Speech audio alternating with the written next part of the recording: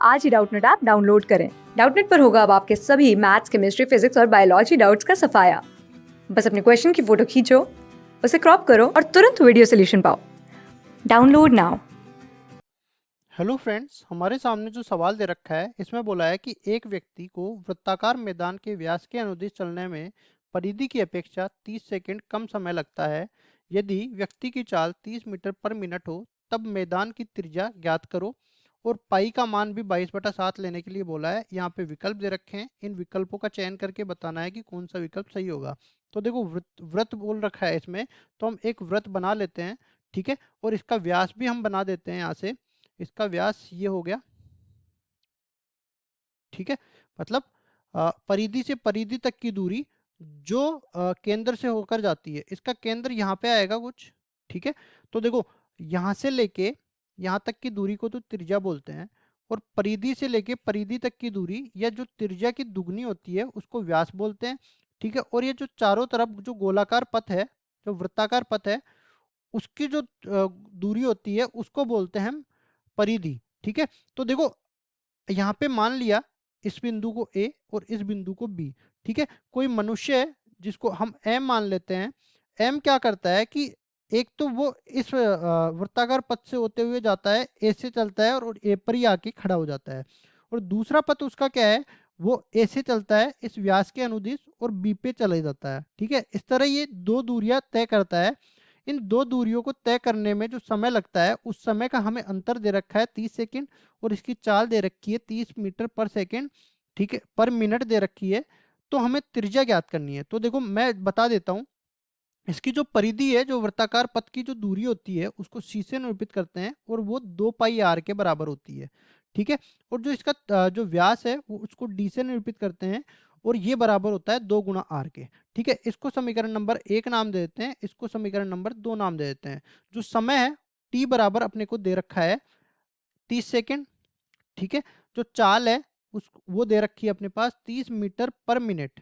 ठीक है, तो देखो यहाँ पे सेकंड में दे रखा है तो इसको भी सेकंड में बदल लेते हैं। तो यहाँ पे देखो ये मीटर पर सेकंड में बदलेंगे तो यहाँ पे 60 का भाग लग जाएगा क्योंकि नीचे मिनट है, तो ये आ जाएगा मीटर पर सेकंड।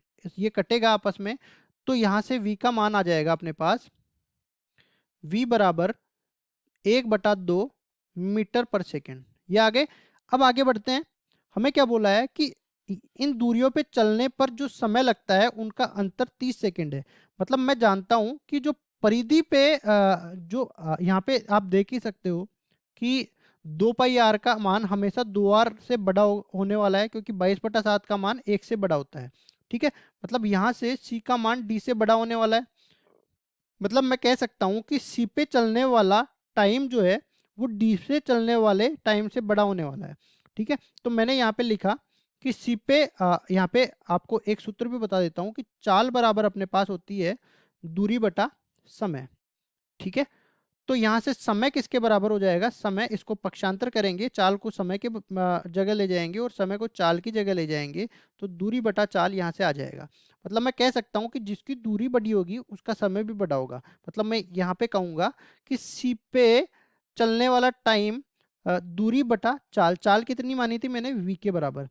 मतलब ये अपने पास परिधि पर चलने वाला समय आ गया, ये बड़ा होगा जो व्यास पे चलने वाला समय है उससे। तो व्यास पे चलने वाला समय हो गया दूरी बटा चाल। ठीक है, और ये बराबर है टी के। अब जो दे रखा है प्रश्न में वो उससे सारे मान मैं यहाँ पे रख देता हूँ। तो देखो सी का मान तो मैंने कहा था 2 पाई आर के बराबर है, तो ये हो गया 2 पाई आर के बराबर। और जो वी है उसका मैंने मान निकाला था यहाँ से 1/2 मीटर पर सेकंड में। ठीक है, डी मैंने कहा था 2 आर के बराबर होता है और वी का मान 1/2 निकाला ही था। टी इनके समय का अंतर जो है वो 30 सेकंड के बराबर दे रखा है। अब देखो हमें केवल आर का मान निकालना है, समीकरण है, तो यहाँ से आर का मान आप आराम से निकाल सकते हैं।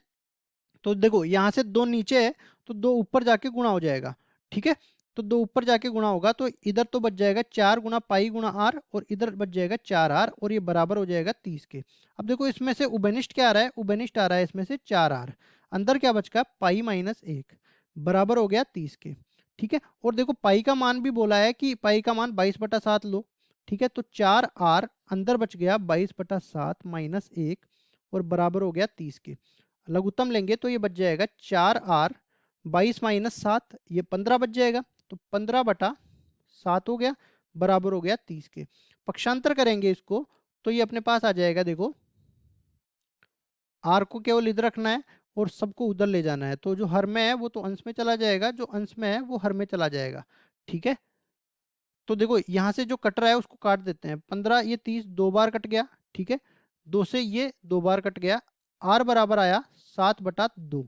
ठीक है, इसको भी काटेंगे तो ये आ गया 3.5। अब देखो चाल अपने पास मीटर पर सेकंड में थी, तो ये जो दूरी है वो मीटर में आने वाली है, मतलब त्रिज्या का मान 3.5 मीटर या 7/2 मीटर आने वाला है।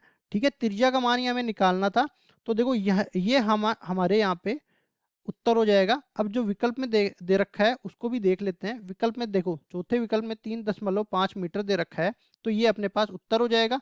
यहाँ पे भी मैंने निकाल के बता दिया। ठीक है, थैंक यू।